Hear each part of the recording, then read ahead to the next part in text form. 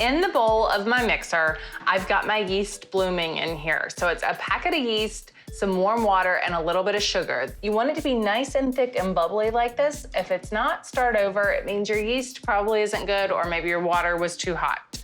Okay, so now I'm gonna start with some sugar, an egg, a little bit of vegetable oil, and some salt.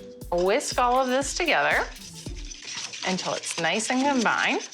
So I've got cold water in here, and I'm adding to it an equal amount of boiling water. Why can't you just put warm water in it? I've tried it, doesn't work the same. Now slowly whisk this in. I love cinnamon rolls during the holidays because that cinnamon, it just says to me it's time to celebrate. They're for special occasions.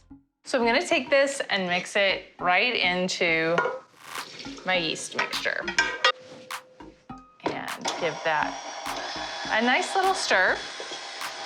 Gus, what do you think of Mommy's nightgown? You like it? We stay in our pajamas all day during the holidays. Now I'm gonna add in my flour slowly while the mixer is on.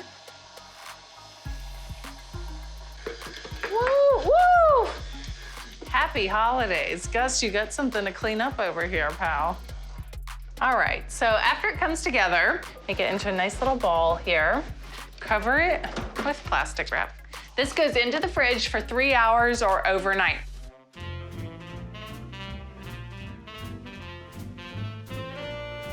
I love making homemade bread. I'm gonna just put some flour down so that it doesn't stick. Gus, you gonna be on vacuum duty? Look at that, look at the stretch to it. A little bit more flour on top of it. And I'm gonna flour my rolling pin and then just start to go. So I'm just gonna make a big rectangle. You'll probably need to turn it a couple times and give it a stretch. And I'm doing this about 20 by 10 inches. And I'm gonna have it so that the long end faces me. Let's get started building our cinnamon rolls. So I've got some sugar here and just adding to it some cinnamon. That's it. Now, melted butter, just pour it over and then use a pastry brush to get it evenly coated. Now let's sprinkle it with the cinnamon sugar mixture. I just kind of go back and forth over the dough. Okay, now it's time to roll it up and go from the long side. And now I'm gonna cut these into the cinnamon rolls. Put these in face up and leave them with enough space so that they can rise again. Let's brush the top of each one with a little bit more melted butter. I'm gonna cover these up. They're gonna go into a warm place to rise until they double in size for about an hour and a half. Then they're gonna go into the oven, 350 for about 45 minutes. Now, the real star of the show, those cinnamon rolls. I made a glaze with just milk and powdered sugar. This is super simple. Let's just pour it all on. Ryan? Oh yeah. I've been waiting for this moment since last night. Cinnamon roll time. Oh my God, these look so good. Do you want one from the center or the edge? I want a center one. I want the gooey one of the center. All right. Okay, I've got my 5 eggs. I'll add 2 cups of sugar and get this onto my mixer. And I'll get this beating for a few good minutes until it's pale and fluffy, which will give the cake nice structure. All right. Okay. Wow, I can't even imagine what a workout it would have been for Nick's ancestors to make this before they had a stand mixer. I'll turn this back on and drizzle in half a cup of water. Okay. I'll grab my dry ingredients. This is 2.5 cups of all-purpose flour and 2 heaping teaspoons of baking powder. And I'm gonna sift these in, which is important to ensure that there are no lumps of dry ingredients. And some kosher salt, which is the only addition I have made to the original. And I'll fold this all together, being careful not to deflate all the air that I just beat into the eggs. This is such an easy cake to make. It all comes together in one bowl. Doesn't get much better than that.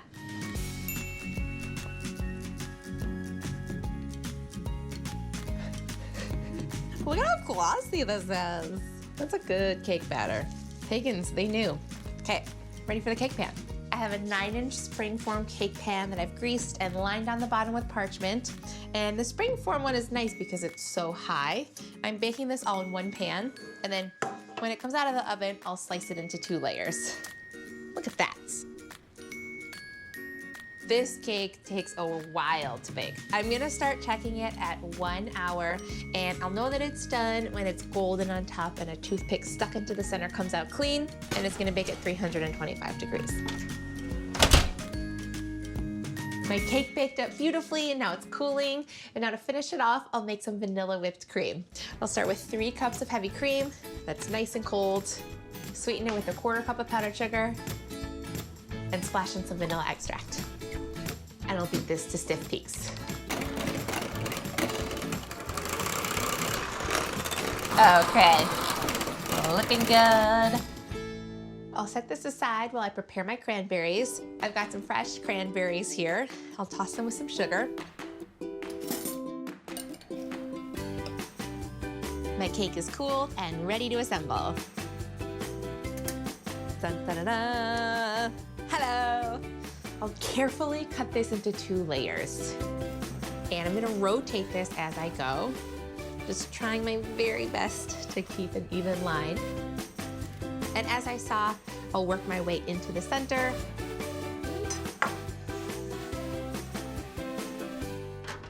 And now I'll make a great big cake sandwich with a layer of whipped cream and cranberries in the middle. And then I'll cover the outside with whipped cream and adorn with more cranberries and some fresh rosemary, just because it's pretty.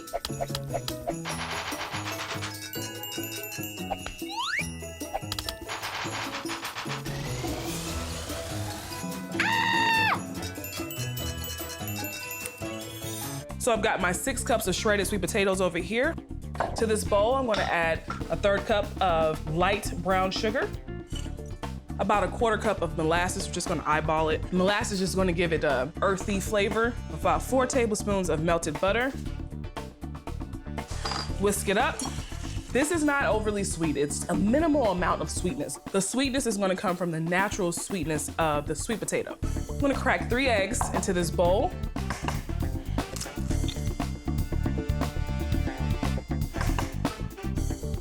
Whisk together my 3 eggs. I'm gonna add it to my bowl with the sugar and the butter.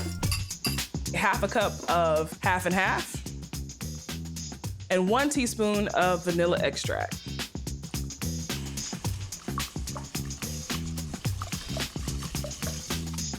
My great-grandmother Nancy was known to add the zest of an orange to her sweet potato pone, and that's exactly what I do.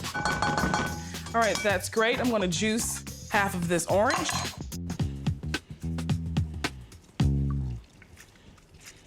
And now I'm gonna add my spices. I have some ginger, about 1/2 teaspoon of ginger, cinnamon, 1/2 teaspoon of salt. I'm gonna really bring out the natural sweetness in the sweet potatoes and the sugars I use. And I'm just gonna grate some fresh nutmeg. This is the same spices I use in my sweet potato pie, and my grandmother uses the same spices in her sweet potato pie. Whisk it on up. Okay. I'm just gonna fold in the shredded sweet potatoes. All right. And fold it in.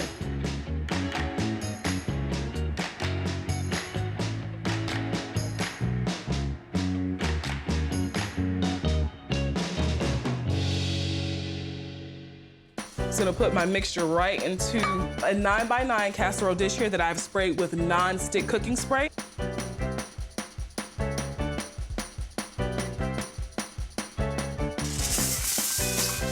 Put some foil on top and bake it for about 40 minutes covered, and then uncover it and bake it for an additional 10 minutes so it gets nice and brown on top. I like to add a little eggnog whipped cream. Ooh, that tastes like Christmas. So the next meal kit I'm making for the kids isn't exactly a meal, it's dessert. I am going to make a holiday brownie kit. It actually has components for decorating the brownies. So if I need to keep them busy and give them a task to do, that'll take care of it right there. So the brownies actually begin with brown butter. So I have been browning the butter, and just in the last few seconds, it started to get that beautiful golden nutty color. That is the best way to start a batch of brownies.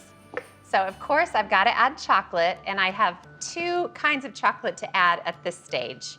Chopped bittersweet chocolate and just unsweetened cocoa powder. So it's good to add it when the butter is really sizzly and hot, because then it'll take care of melting the chocolate for you. And I have to say, even though I cried when each of my children left the house to go on to the next stage in their life, I also kind of got used to them being gone once they were gone. And there have been times over the past few years when they're all home that I'll just look around and say, would you all please exit my kitchen immediately? I need some peace and quiet. They don't take it personally, they understand. All right, so this chocolate is just about totally melted. So I am gonna sweeten things up by adding regular sugar, a whole bunch, and powdered sugar. Basically, this brownie recipe is incredible. It's my basic brownie recipe, but only recently have I started browning the butter first. And you wouldn't think it would make that much of a difference, but oh, it does. So now I have 6 eggs to add, and I'm gonna add them one at a time, stirring well after each one.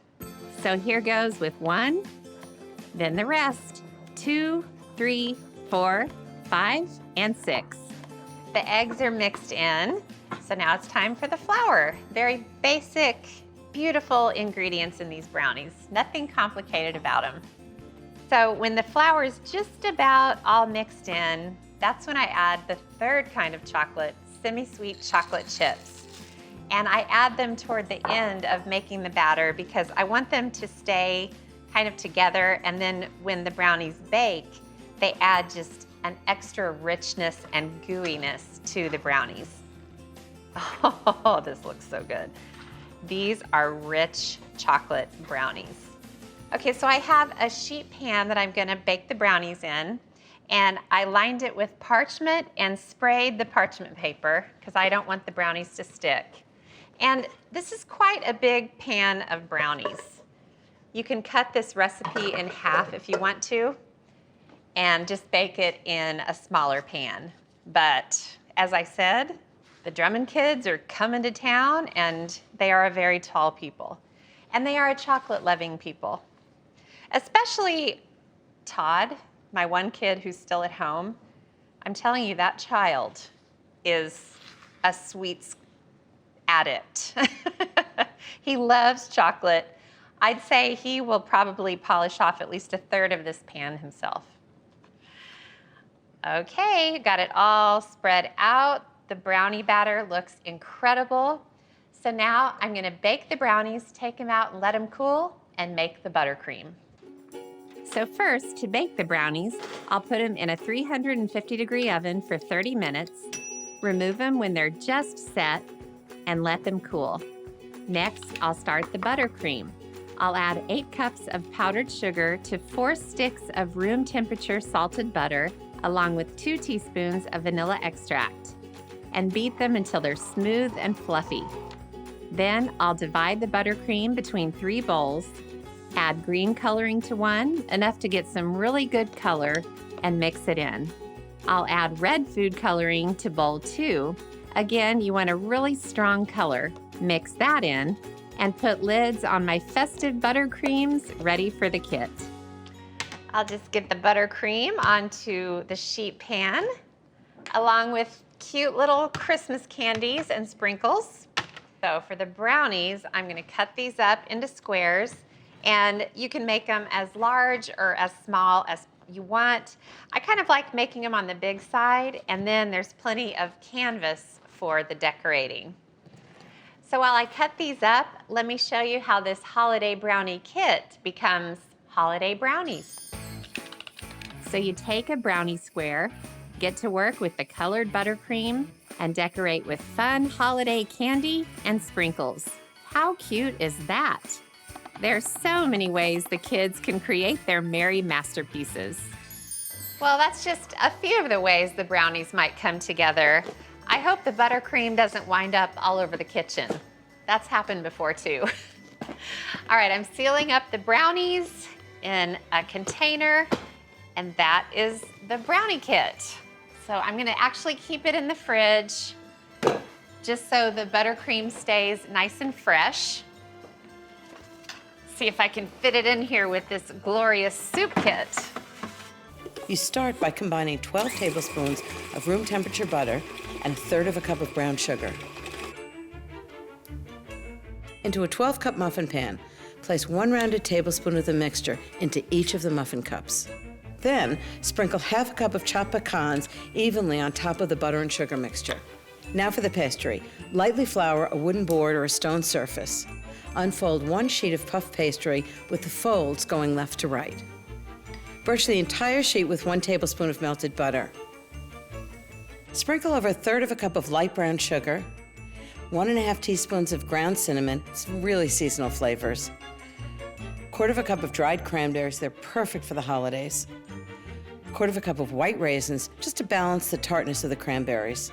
Now, starting with the end nearest to you, roll the pastry up snugly, just like a jelly roll, right around the filling. Finish rolling it with the seam side down. Trim just a little bit off the ends of the roll, just to straighten it out. Slice the roll in 6 equal pieces, each one's about 1½ inches, and place each piece spiral side up in 6 of the muffin cups. Repeat with the second sheet of puff pastry to make 12 sticky buns. Okay, so then bake the sticky buns for 30 minutes at 400 degrees until they're golden to dark brown on top and firm to the touch. Be careful, they're really hot. Allow to cool for 5 minutes only. Invert the buns onto a parchment paper. You can just ease the filling and the pecans out with a spoon and cool them completely. That's my holiday take on Chelsea buns.